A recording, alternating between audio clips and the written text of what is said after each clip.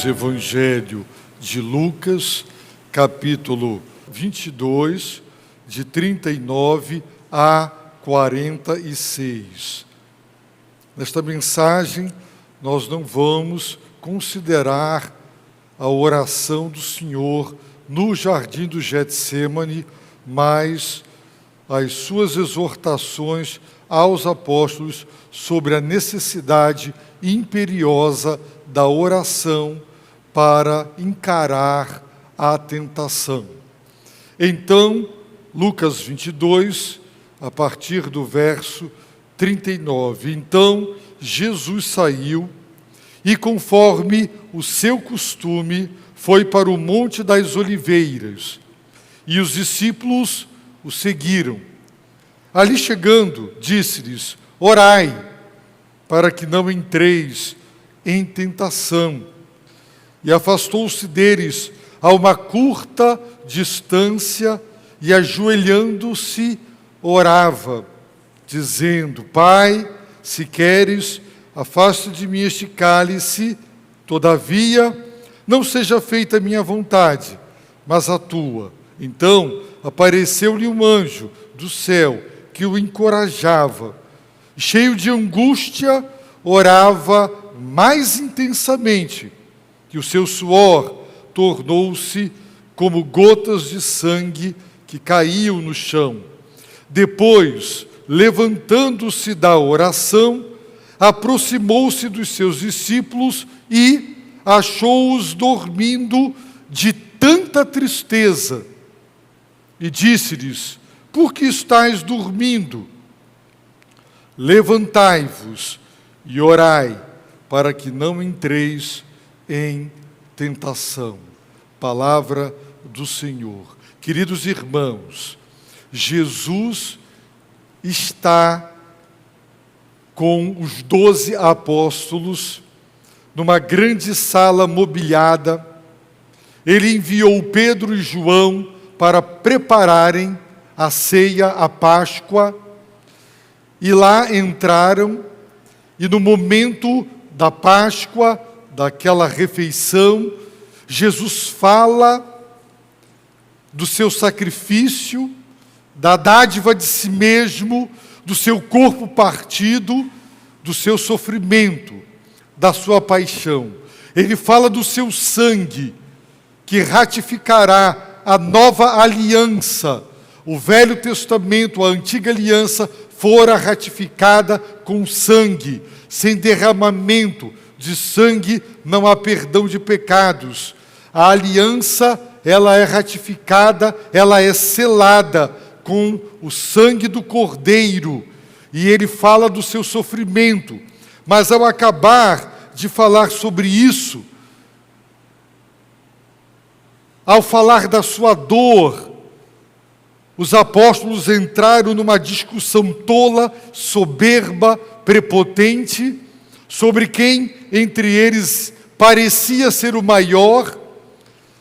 Eles escutaram porque não eram surdos, mas não ouviram porque não se interessaram. E eu não sei se você já teve essa experiência de desabafar algo, uma dor, algo que o incomoda para alguém que escutou porque não é surdo, mas porque não se interessou por nada do que você disse, embora você desabafou uma dor, caiu no vazio e a pessoa trocou de assunto no estalar de dedos, demonstrando absoluta apatia e desinteresse pela sua dor e pelo seu desabafo. Foi o que aconteceu com eles. Entraram numa discussão tola, numa disputa de poder. Quem parecia ser o maior e, portanto, deveria ter maiores privilégios. Assim, por exemplo, as igrejas, os crentes se perdem no seio da igreja e, ao invés de adorar o Cordeiro de Deus e honrar o sacrifício, se perdem em disputas tolas e carnais por cargos e etc. Pois é, Jesus se dirige a Simão, a Pedro, e eu estou fazendo uma revisão da mensagem da manhã. Por 3 anos consecutivos, abordava o apóstolo, chamando-o de Pedro para cá, Pedro para lá, mas agora ele o aborda dizendo: Simão, Simão. E eu gosto de brincar dizendo que ele tinha que ter se mancado e percebido que alguma coisa estava errado. O Senhor o chamava pelo nome antigo. E ele deixou claro que Satanás pediu autorização, obteve autorização divina para atacar os apóstolos. Mas Jesus também dirigiu-se ao Pai. Se Satanás dirigiu-se a Deus o Pai, solicitando autorização para atacar, Jesus se dirige também ao Pai para interceder. E dos 4 evangelhos, Mateus, Marcos e João, não nos mostram a perspectiva do conflito espiritual que estava se dando, a guerra, a batalha que se deu na esfera espiritual pela vida dos apóstolos. Lucas foi o único que deixou claro esse requerimento satânico, porque ele está sob a autoridade e soberania divina, não faz o que quer, quando quer, como quer e a quem quer. Ele está sob o controle dos céus. Logo, toda tentação que nos assedia, que nos ataca, ela tem permissão divina. Caso contrário, o diabo não poderia nos atacar como nos ataca. Mas Jesus falou: Pedro, eu roguei por ti. Ele não disse: eu roguei por vós. Ele disse: Satanás vos pediu, segunda pessoa do plural. Mas ele disse: eu roguei por ti, porque o líder, ele cumpre papel fundamental na vida dos seus liderados. E Jesus intercedeu por Pedro. Lamentavelmente, Pedro caiu porque na sua arrogância, na sua prepotência, na sua soberba, na sua autossuficiência, ao invés de temer e tremer diante da advertência dada, Pedro arrogantemente considerou-se preparado, pronto para os ataques malignos, mas ele não estava. Como eu disse de manhã, chega a hora de sair, vamos sair, todos estão prontos, estamos, vamos sair, peraí, ainda falta a maquiagem, ainda faltam os brincos, né? Aí nós não saímos, porque você pensa que está pronto, mas ainda não se arrumou, não está pronto. É aquele filho a quem você pergunta: está pronto para a prova? Preparado? Vou arrebentar, pai. E aí ele se arrebenta na prova com uma nota baixa, provando que não estava preparado. Pedro disse: estou pronto, eu estou preparado. Por isso ele caiu.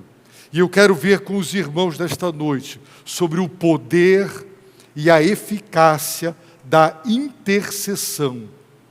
O quanto os maridos precisam interceder por suas esposas, por seus filhos, o quanto precisam ser guerreiros, intercessores na presença divina.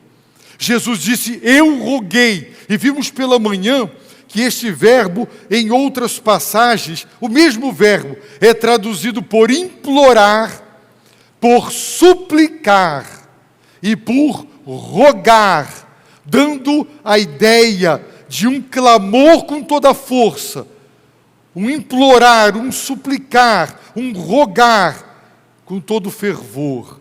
Não se trata de um pedido de olhos enxutos e de coração frio e apático. Jesus guerreou por Pedro, rogando, implorando: Pai, ao ser atacado por Satanás, que a fé deste homem não esmoreça. Lá o verbo eclipsar, da onde vem a palavra eclipse, por isso esse mesmo verbo é traduzido em Lucas por escurecer, falhar.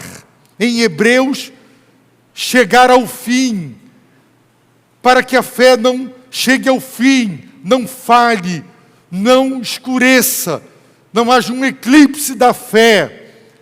E você tem que orar, clamar a igreja, pelos pastores, pelos líderes, orar. Esposas sábias, filhos sábios e tementes a Deus intercedem pelos pais e pelos maridos, porque Satanás mira nos líderes. Líderes fazem a diferença, líderes têm visão de Deus, têm norte, eles reúnem, recrutam, capacitam, motivam, mobilizam. Líderes fazem diferença e Deus sempre liderou o seu povo através de seres humanos, sempre, invariavelmente.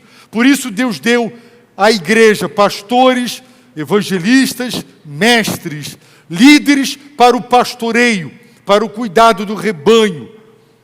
Ovelhas oram pelos seus líderes, pelos seus pastores, o poder da intercessão. Mas Pedro caiu. E por que Pedro caiu? Em primeiro lugar, porque ele disse: estou preparado, eu estou pronto.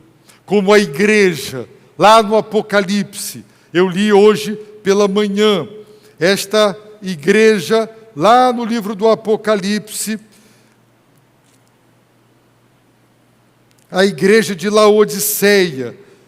A igreja de Laodiceia dizia: sou rico, tenho prosperado, nada me falta, mas não sabes, tu não sabes, igreja, que és infeliz, miserável, pobre, cego e nu. Aos olhos de si mesma, aquela igreja era rica, próspera, nada me falta. Aos olhos do Senhor, ela era infeliz. Muitos se consideram crentes fiéis, fortes, inabaláveis. Aos seus próprios olhos, são capazes de enfrentar o que der e vier. E quando vem a tentação, caem, desmoronam, porque na sua arrogância não foram humildes. E Deus procura aqueles que tremem diante das suas advertências. E Pedro não tremeu diante das advertências, por isso ele caiu.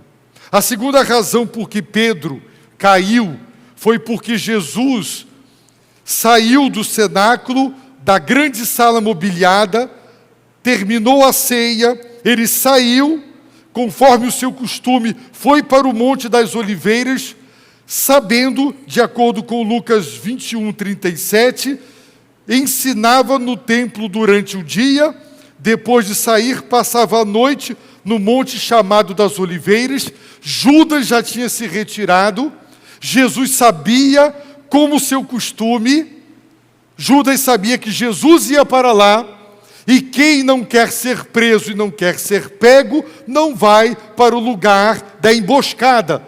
Mas Jesus estava voluntariamente se ofertando, se entregando.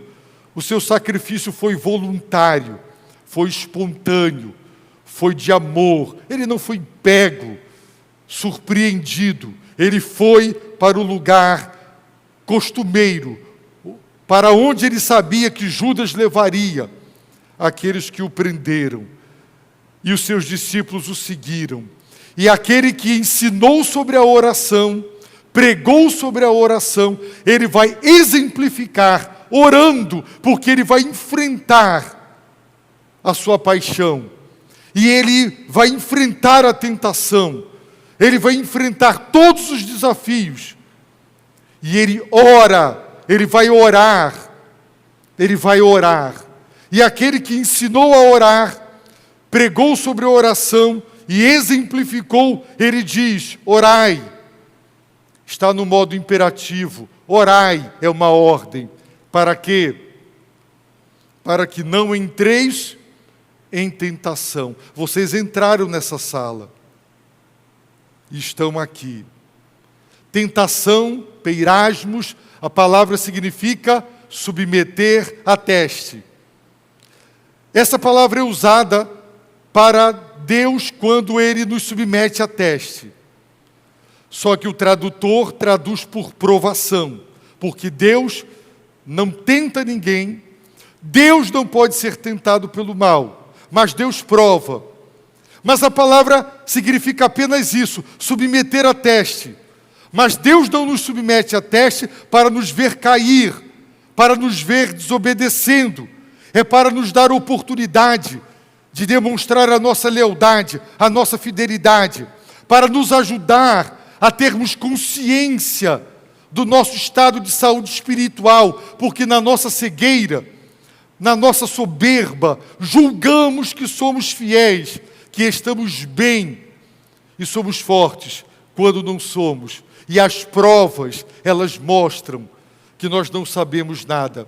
Um professor pode fazer uma prova para avaliar o quanto os alunos aprenderam e sabem.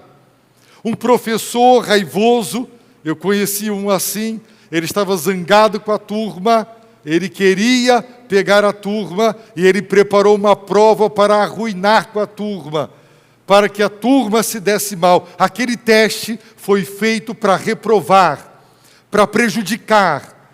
A intenção era má, não era boa. Portanto, Deus testa e o tradutor traduz, Deus prova. A palavra é a mesma, mas a intenção de Deus não é que você caia, que você desonre o Evangelho e a Ele, mas que você tenha a oportunidade de lealdade.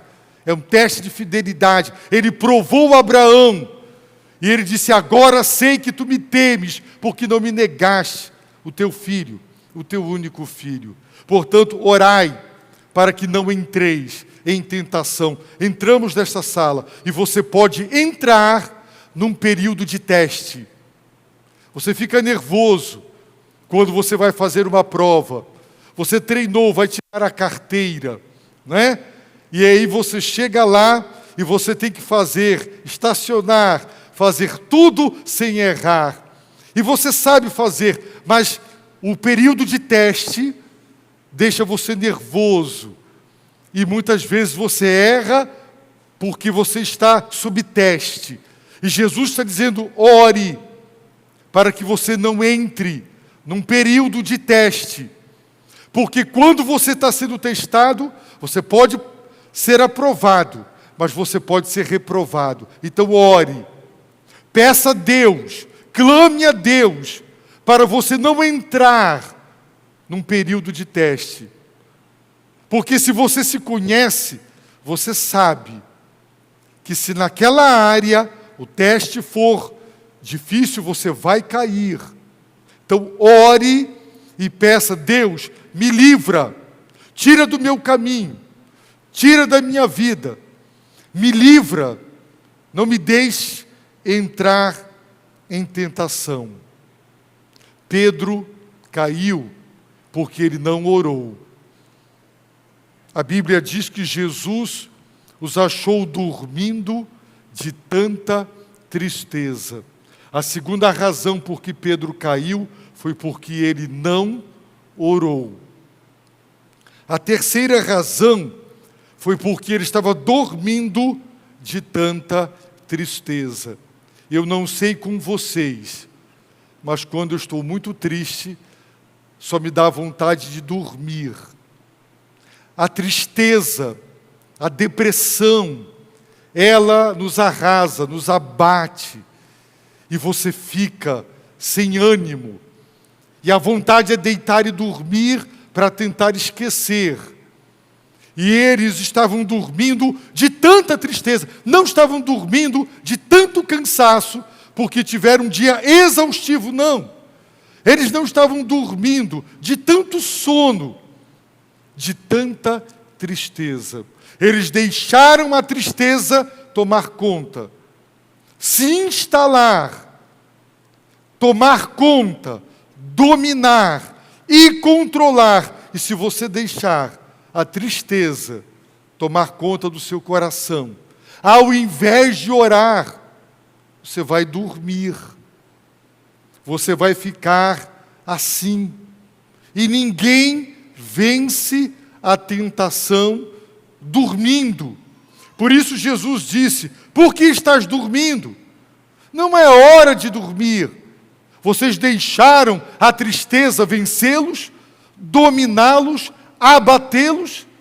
Por que estás dormindo? Levantai-vos, orai. Ele repetiu a ordem, para que não entreis em teste. Orem, para que Deus os livre dos testes. E se Deus autorizá-los, que vocês sejam capazes de vencer. Porque a palavra de Deus diz que a sabedoria e a justiça de Deus, o Senhor é tão misericordioso que Ele jamais autoriza uma tentação que esteja acima da nossa capacidade de resisti-la. E simultaneamente com a autorização, a permissão para a tentação, Ele providencia o escape, a saída, a vitória. Portanto, se você não ora, você não encontra o escape providenciado por Deus, a solução para vencer a tentação. Você está sendo tentado a odiar alguém, a rejeitar, a desprezar alguém. Lembre-se de Jesus na cruz. Se você tropeça e cai, e alguém ri, dá raiva, não dá? Dá raiva. Muita coisa dá raiva na gente, pois Jesus está crucificado, agonizando. A morte por crucificação, o propósito dela era torturar antes de matar. Porque executar é só dar um tiro na cabeça, ou degolar, como era costume. Crucificar, não. O propósito é fazer o indivíduo sofrer, e sofrer muito, e agonizar. Tinham pessoas que ficavam semanas na cruz, dias na cruz, agonizando até morrer. Jesus está ali agonizando, e eles estão zombando dele. Os irmãos sabem o que significa as pessoas caçoarem de você, zombarem de você. Ali ele foi tentado a odiá-los. E se Jesus os odeia ali, ele teria caído segundo Adão. E Satanás, que venceu o primeiro Adão, venceria o segundo Adão. Jesus foi tentado a odiar os que debochavam, os seus algozes, que curtiram com ele. Salvou tanta gente. Salve-se. Se és o Filho de Deus, desce da cruz. Eles meneavam a cabeça, né? Esse gesto, dizendo, olha aí, cadê o Jesus Cristo? Irmãos, temos que orar para não entrar em tentação.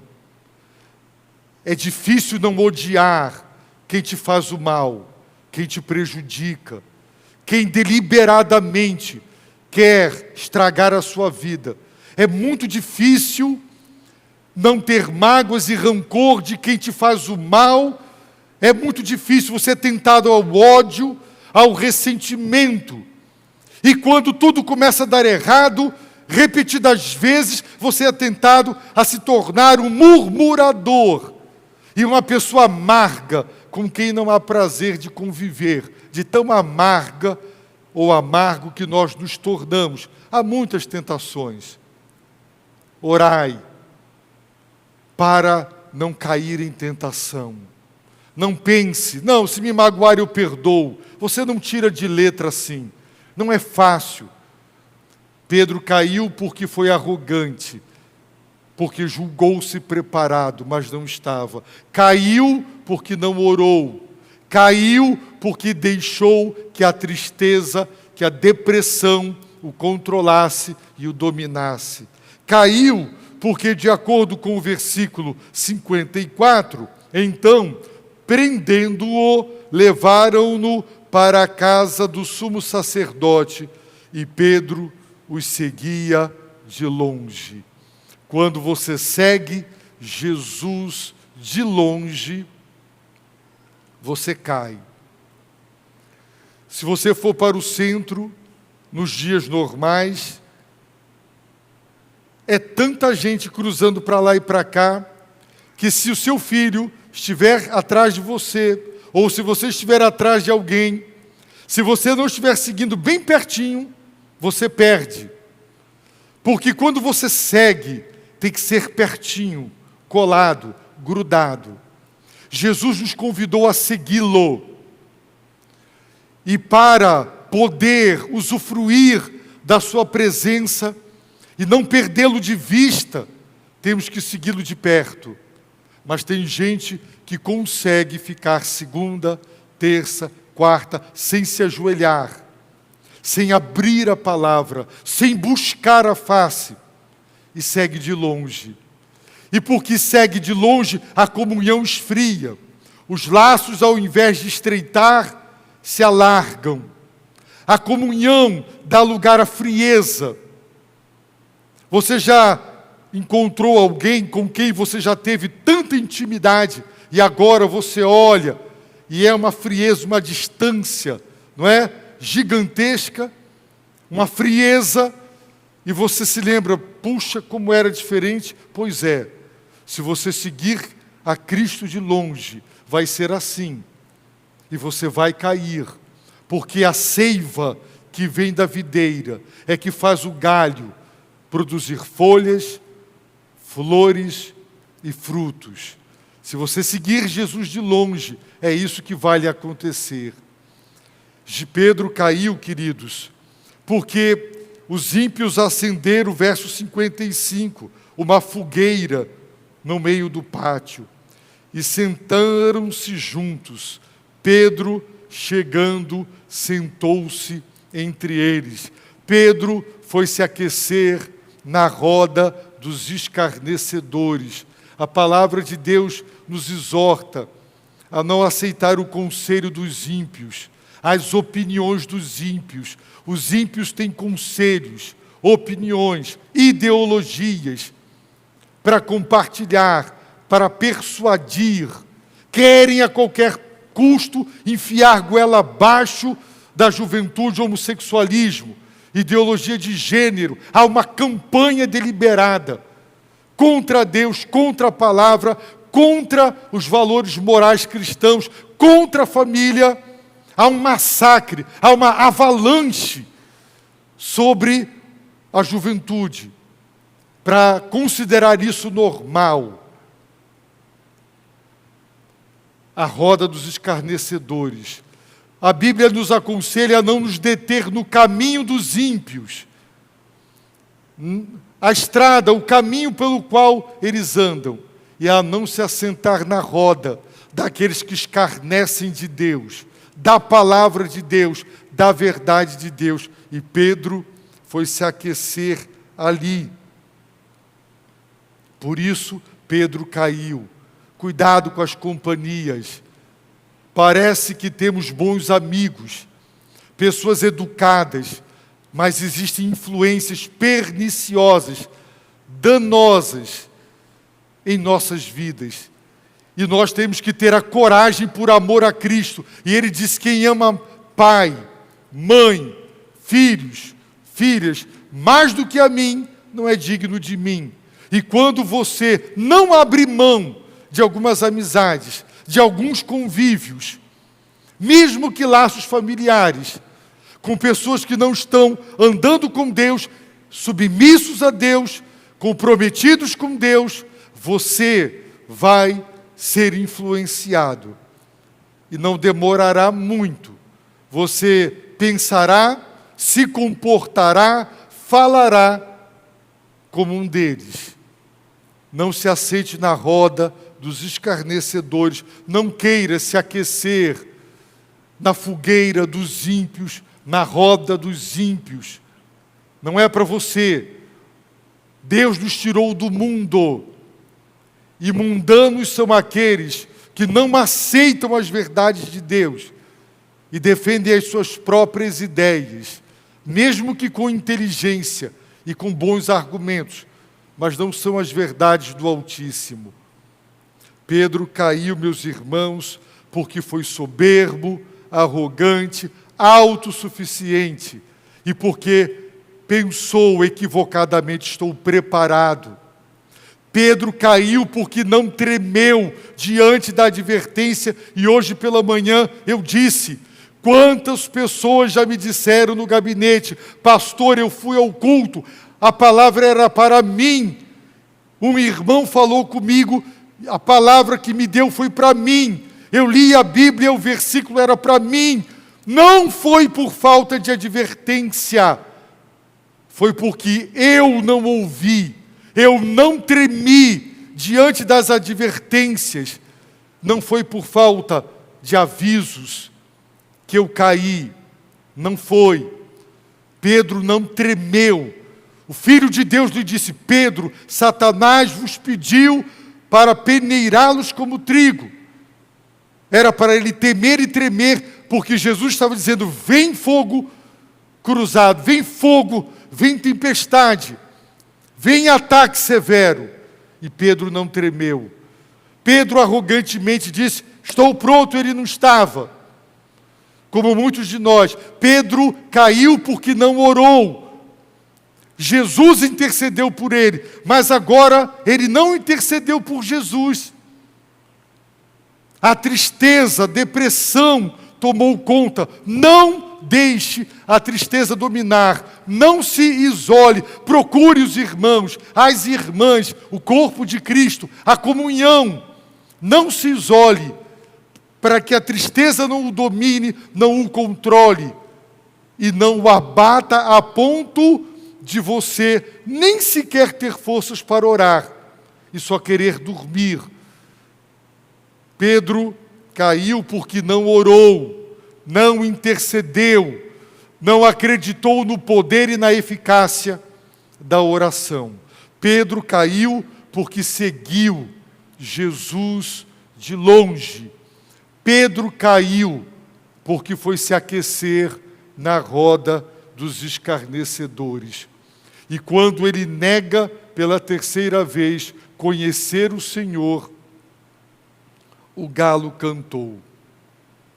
Quando o galo cantou, eu creio que Pedro olhou para Jesus, porque quando Jesus olhou, virando-se, Pedro estava para lá, Jesus estava numa outra direção, virando-se.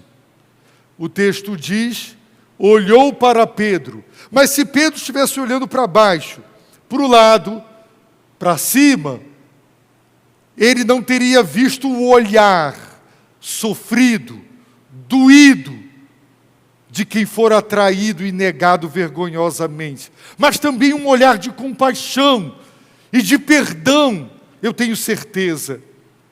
Eu queria que pudéssemos fotografar aquele olhar, aquele semblante, registrar, virando-se.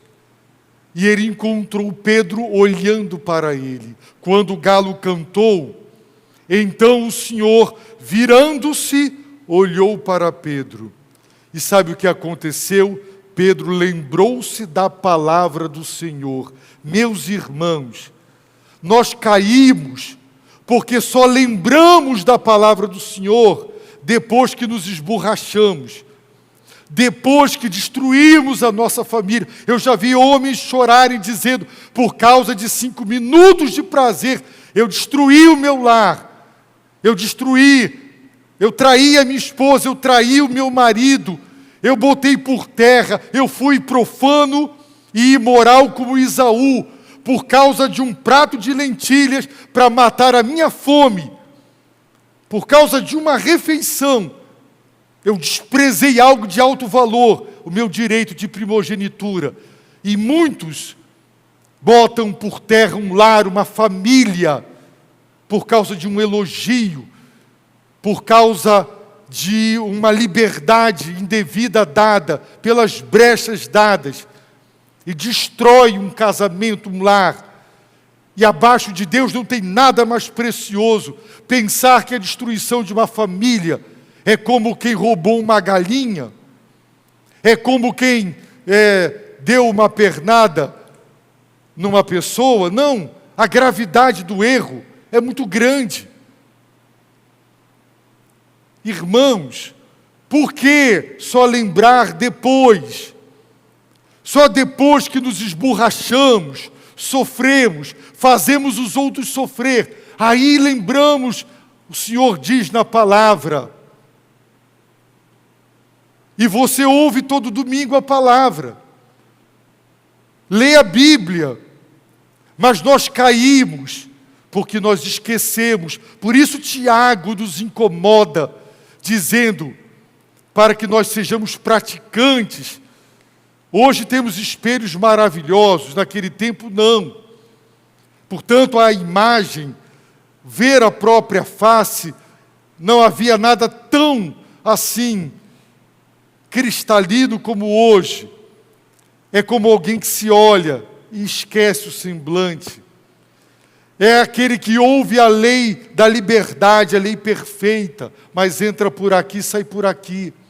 Há pessoas que têm prazer em ir para o YouTube todo dia, ouvir sermões e sermões, quilos, toneladas de sermões e de leituras da Bíblia, mas que entra por aqui e sai por aqui. Sede praticantes, diz Tiago. Não sejam só bons leitores, bons ouvintes. Há pessoas que têm prazer em ouvir a palavra, mas na hora de obedecer, não. Caímos, irmãos, porque só lembramos da palavra. Mas Jesus, quando tentado no deserto, não por um demônio, uma sécula de Satanás, não, pelo próprio Satanás. Ele não é onipresente, mas ele pessoalmente estava lá e atacou o Filho de Deus e atacou os apóstolos. Talvez ele não te ataque pessoalmente, ele não está em toda a terra, ele não é onipresente, mas ele tem os asséculas dele, os demônios sob sua autoridade e que atacam a gente. Pois é, no ataque de Satanás a Jesus no deserto, a primeira tentação, Jesus disse, está escrito. Ele lembrou da palavra. Segunda tentação, Jesus respondeu, está escrito. Ele lembrou da palavra. Aí o diabo disse, o terreno, o teu campo de batalha é a palavra? Aí ele cita a palavra, o Salmo 91, distorce o texto e aplica de maneira errada para Jesus cair. E o que Jesus fez? Está escrito de novo. Ele lembrou da palavra. Para não cair, você precisa ler a palavra, estudar a palavra, interiorizar a palavra e obedecer a palavra. Lembrar dela na hora que a tentação vem. Pedro caiu porque não se lembrou da palavra. Mas, meus amados irmãos, o Senhor, quando o galo cantou, ele estava para cá, para lá, não sei, mas ele virando-se, a palavra diz que ele virando-se, ele olhou para Pedro, e ele encontrou Pedro, olhando para ele. Um olhar de dor, de decepção e de tristeza. Pedro, tu me negaste, tu me traíste. Mas também, eu tenho certeza, foi um olhar de misericórdia, de compaixão, de quem diz o cair é do homem, mas o levantar é de Deus.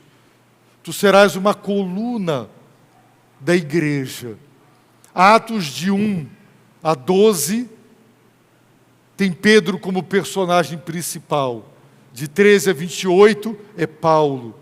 Foi Pedro quem abriu a porta da fé para os judeus, no dia de Pentecostes, o primeiro sermão, pós-Pentecostes, pós-batismo no Espírito, pós-descida do Espírito. Foi ele quem abriu a porta da fé para os samaritanos, quando vai de Jerusalém para lá. Aí Deus derrama o Espírito. Foi ele quem, em Atos 10, abre a porta da fé para os gentios, lá na casa de Cornélio. E toda a confusão registrada lá em Atos 11. E o seu posicionamento em Atos 15, sobre os acontecimentos, uma coluna. E a Bíblia diz, queridos irmãos, que ele se lembrou do que Jesus havia falado. mas já era tarde. Mas ele se lembrou. Pedro, então, saindo dali, chorou amargamente. Porque Jesus disse: Pedro, quando te converteres, vimos isso de manhã, quando te converteres, tu ainda não és convertido. Quando te converteres, fortalece teus irmãos. E quando eu leio 1 Pedro, 2 Pedro, eu vejo ele fortalecendo a igreja, pastoreando a igreja. Quando te converteres. E aqui começa a conversão, um processo que tem início, meio e fim. Pedro chora amargamente. Eu queria colocar esse dedo apenas numa gota das muitas lágrimas derramadas, e eu queria pôr na ponta da língua. E eu queria ver se tem alguma coisa mais amarga do que a lágrima de Pedro. Ele chorou amargamente, ele sofreu amargamente. Ele sofreu por ter traído o seu Senhor, negado o seu Senhor, desonrado o seu amado Senhor. Ele amava Jesus, sim. Ele chorou amargamente. Mas só há restauração, só há perdão para quem chora amargamente. Por isso Tiago diz que a sua alegria se converta em tristeza e que o vosso riso se converta em prantos. Humilhai-vos sob a mão do Senhor, porque só há perdão, só há restauração. Deus só levanta quem chora amargamente, de tristeza, confessando seus pecados, admitindo suas culpas. O orgulho impede as pessoas de dizerem: eu errei nisso, nisso e nisso. Admitir os seus pecados e confessar e chorar amargamente pelos erros cometidos. Mas quando choramos amargamente, esse Deus maravilhoso, misericordioso, que não tem nenhuma obrigação, nenhum dever de nos perdoar. A Bíblia diz que a misericórdia triunfa sobre o juízo. E a misericórdia do Senhor triunfou sobre o juízo, porque Ele disse: quem negar as minhas palavras e me conhecer, quem negar o Filho do Homem, lá no juízo final eu também o negarei. É grave negar conhecer Jesus e as suas palavras, mas ele chorou amargamente. Por isso, Deus o restaurou e ele se tornou a bênção que foi até os nossos dias. Por isso eu quero convidar você a refletir sobre essa experiência de Pedro. Você tem caído, reincidido, sido derrotado por aqueles mesmos pecados, as mesmas confusões, os mesmos conflitos, as mesmas causas ao longo dos anos. Por quê? Porque você pensa que está preparado para enfrentar as tentações, mas não está. Que a soberba, que a arrogância espiritual, que a autossuficiência dê lugar ao temor e ao tremor no seu coração, e que você se deixe advertir e trema diante das advertências misericordiosas do Senhor para livrar você. Ore, pelo amor do Senhor Deus, pare de negligenciar a oração. Só há poder para vencer a tentação na oração. Ore, orai é mandamento, orai, tenha vida de oração, acorde cedo para orar, faça tempo para orar, se curve. Jesus, ajoelhando-se, orava, ajoelhando-se. O costume judaico era orar de pé. olhando para o céu e de mãos estendidas.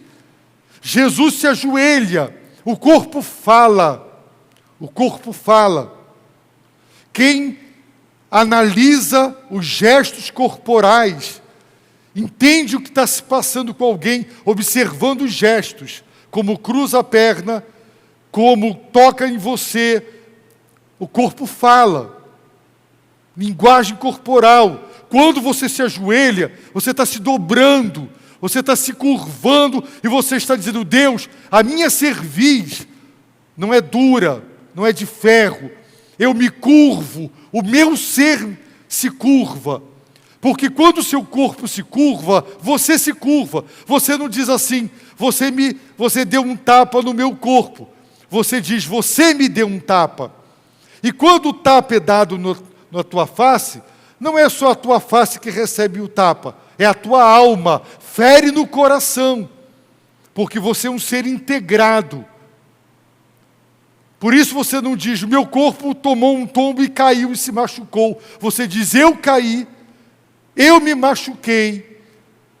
Quando você se dobra, você está dizendo: Deus, eu estou me curvando, eu estou me humilhando, eu estou me dobrando. A oração não é para dobrar Deus. Tem gente que na sua carnalidade distorce a palavra e pensa: orai sem cessar, pede, pede, pede, porque Deus vai dar. Então ele acredita que ele vai vencer Deus na teimosia, porque Deus vai cansar, e para se livrar dele, ele vai atender. A oração não é para dobrar a vontade de Deus, a sua vontade. A oração é para dobrar você, curvar você, quebrantar você, quebrar a sua vontade de fazer só o que o seu eu quer, o seu eu pecaminoso, que tem que ser crucificado, negado a si mesmo. A oração é para se dobrar a sua vontade, o seu querer. Deus, a minha vontade é essa, mas eu me dobro, eu me curvo à tua vontade. A oração é para isso. Se você orar, você não vai cair em tentação. Se você percebe que está ficando triste, não deixe a tristeza te controlar e te dominar. Se você está se isolando, se afastando da comunhão do corpo de Cristo, não faça isso. Procure os irmãos, procure ajuda, esteja inserido na comunhão do corpo de Cristo. Não deixe a tristeza te fazer dormir, porque você não vai orar. Não siga Jesus de longe, siga-o de pertinho. Não se assente, não queira se aquecer na roda dos escarnecedores. Aquilo é fogo estranho, não é fogo de Deus, é fogo estranho. Quer calor? Procure o calor do Espírito, o fogo do Espírito, o calor da comunhão do corpo de Cristo. E em último lugar, lembre-se da palavra do Senhor. Quando a tentação vier, diga: está escrito, está escrito, está escrito. A solução é a palavra. Lembre-se do Senhor e da palavra do Senhor. Se porventura eu e você não fizermos o que devemos e fizermos o que não devemos, como Pedro, então chore amargamente, humilhe-se, peça perdão do fundo da sua alma, do fundo do seu ser. Eu posso lhe pedir perdão e você pode acreditar em mim. E se eu for uma pessoa falsa, hipócrita, você não é capaz de mergulhar no meu coração, mas Deus mergulha no nosso ser e Ele sabe se você de fato está arrependido, se o seu pedido de perdão é sincero, é real, é verdadeiro. Ele está vendo se tuas lágrimas são amargas ou são de crocodilo. Ele sabe. Então chore amargamente diante do Senhor. E Ele vai restaurar, Ele vai perdoar, E Ele vai renovar, e você vai ser uma bênção na sua família. Aonde seria um lugar de derrota, de destruição, de infelicidade, será um lugar de alegria, de paz e de felicidade, porque Deus restaura. Não há nada que Deus não possa restaurar. Quando há arrependimento, Deus restaura plena e perfeitamente. Tudo.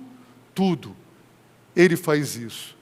Se você ainda não se arrependeu dos seus pecados, se ainda não os confessou, se você ainda não é convertido, apesar de batizado, frequentador dos cultos há anos, converta-se ao Senhor.